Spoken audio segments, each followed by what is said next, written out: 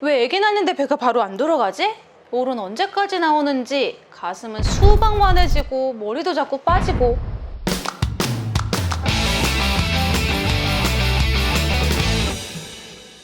안녕하세요. 똑똑한 엄마들의 똑똑한 TV 맘똑TV.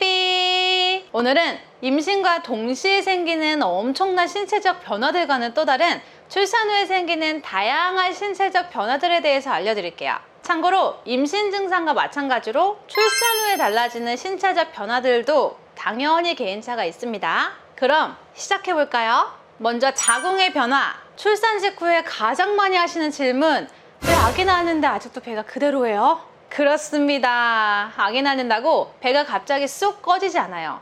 출산했으니까 당연히 이전처럼 배가 쏙 들어갈 거라 생각하시겠지만, 임신하면서 자궁이 500배 이상 커졌는데 출산했다고 갑자기 계란 크기로 되진 않겠죠.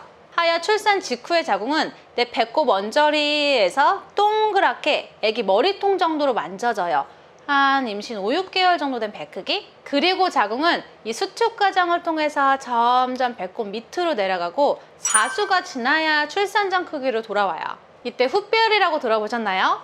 자궁이 수축하면서 느껴지는 통증을 훗배열이라고 하는데, 출산 후에 당연히 자연스럽게 나타나는 증상이에요. 근데 자궁근종이 많거나 둘째 엄마들의 경우에는 첫째 때보다 훗배열이 통증이 훨씬 더 심해요. 두 번째로 오로가 나와요. 출산을 하면 자궁 안에 고여 있었던 혈액이나 분만 후에 남은 노폐물, 자궁벽에서 탈락된 점막 등이 배출이 되는데 이걸 오로라고 해요. 출산 후 3일까지는 양도 제일 많고 빨강색 오로가 나오다가 점점 갈색으로 변하면서 양이 조금씩 줄어들고, 산후 10일 정도부터는 백색 오로로 변하면서 양은 더 줄어들어요. 물론 오로의 양이나 기간은 개인차가 있지만 4주에서 길면 6주가량 오로가 나옵니다. 근데 오로에서 냄새가 심하게 나거나 붉은색 오로가 내 생리양보다 계속 많이 나온다면 바로 병원 가보세요. 참, 이때 모유 수유하면 자궁 수축을 시키는 옥시토신 호르몬이 분비되기 때문에 오로가 더 잘 나와요. 아까 훗배열에 대해서 말씀드렸죠. 그래서 수유할 때 자궁 수축이 잘 되니 오로가 왈칵 하고 나오거나 배가 좀 아플 수 있어요. 하지만 이건 너무 좋은 신호, 회복이 훨씬 빨라요. 세 번째, 유방의 변화. 출산 전부터 유즙 나오는 분들도 계시고 출산을 해도 유즙이 바로 안 나오는 분들도 있어요. 하지만 안 나온다고 안 빨리는 게 아니라 자주 계속 빨려야 초유가 더 빨리 만들어집니다. 또한 출산하자마자 바로 젖돌지 않아요. 이 젖도는 시기는 보통 자연분만에서 3일째 퇴원을 했다면 퇴원 후 그날 저녁쯤부터 젖이 돌기 시작하고, 제왕절개에서 이 5일째 퇴원을 했다면 퇴원하기 전날이나 퇴원하는 날부터 젖이 돌기 시작합니다. 그럼 임신하고 지금 내 가슴이 최대 가슴이다 라고 생각했던 것보다 젖돌기 시작하면 여기서 한두 컵 이상 더 커지고 단단해지고 열감이 나기도 해요. 이걸 전몸살이라고들 하죠.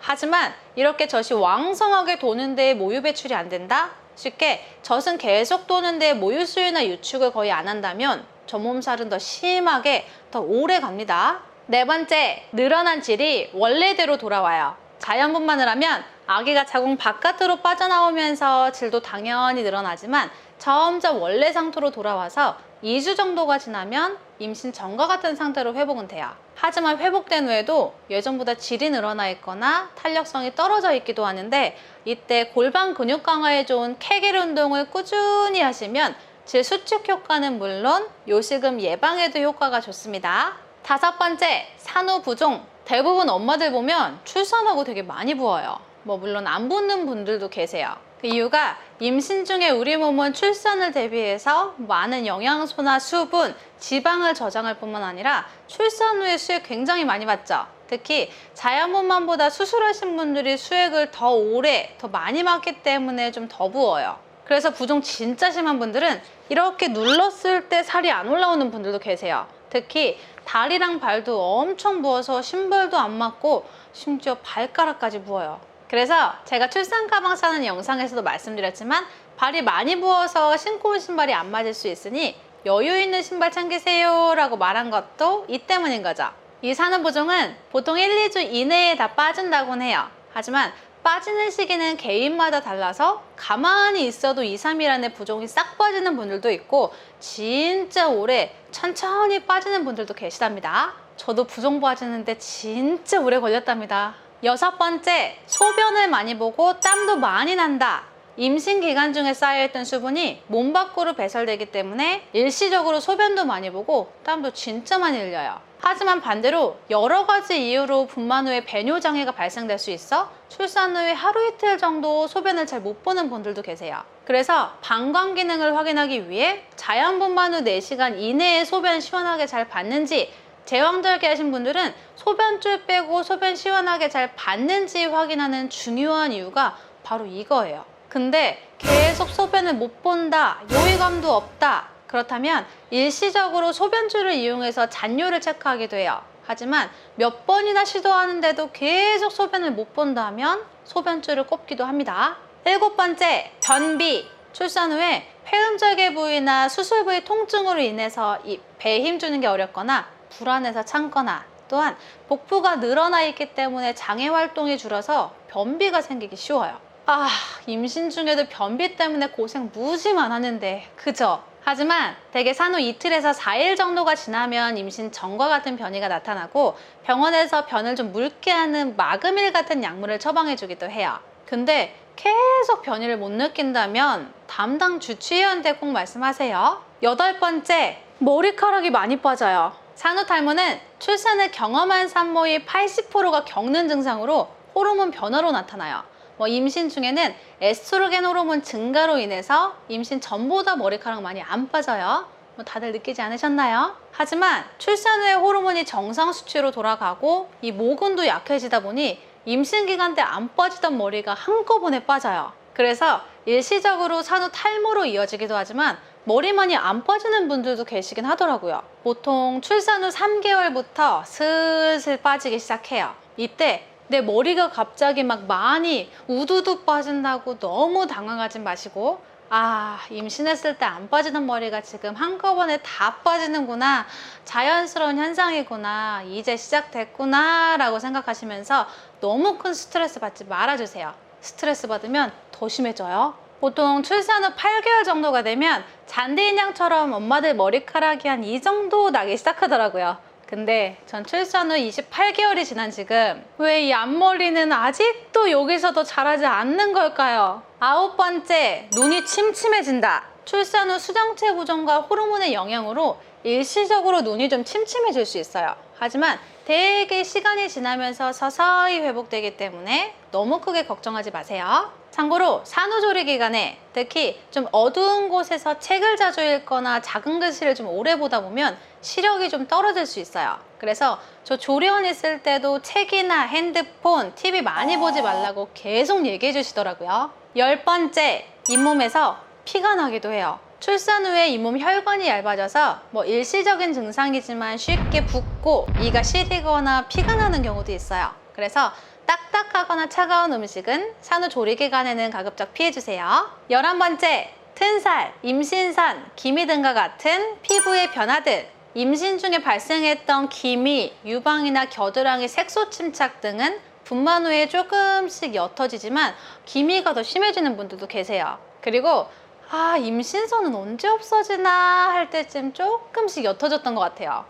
저 1년 정도? 물론 이런 피부의 변화들도 다 개인차가 있겠죠. 사실 튼살은 처음에 붉게 떴던 게 시간이 지나면서 점점 하얗게 변해요. 시간이 지나면 좋아지는 게 아니라 옅어져서 이 전보다는 잘 안 보이는 거예요. 그리고 이미 하얗게 변한 튼살을 이전처럼 다시 돌리기는 힘들답니다. 12번째, 체중.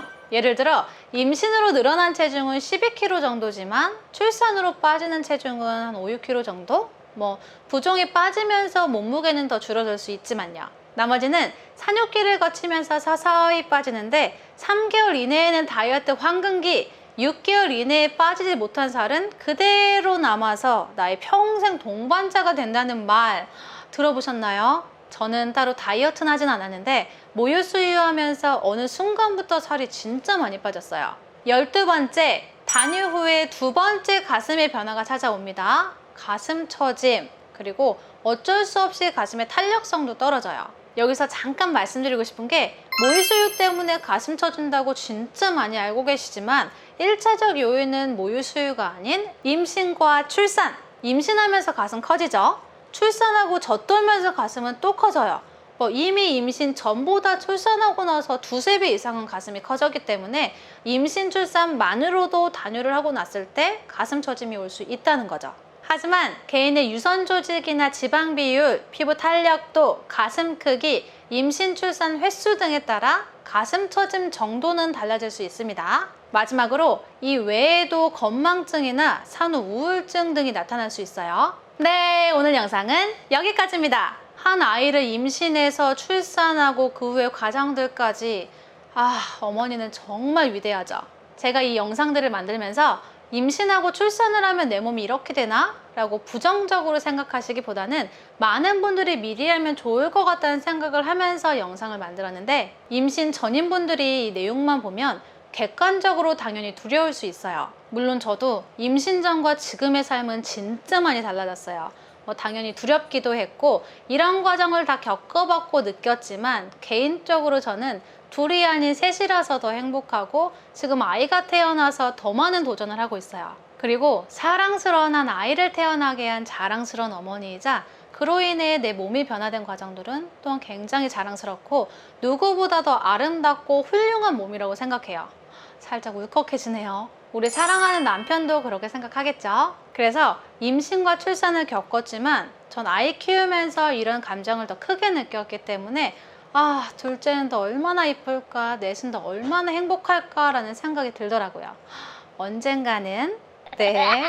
참고로 제가 오늘은 출산 후에 나타나는 증상들에 대해서만 말씀드렸고 어떻게 해야 더 건강하게 더 빨리 산후조리를 할 수 있는지에 대해서만 말씀 안 드렸죠. 내용이 너무 길어질 것 같아서 이 부분은 제가 추후에 따로 영상 제작해 보도록 할게요. 네, 오늘 영상이 도움이 되셨다면 좋아요, 구독, 알림 설정까지 꾹! 감사합니다.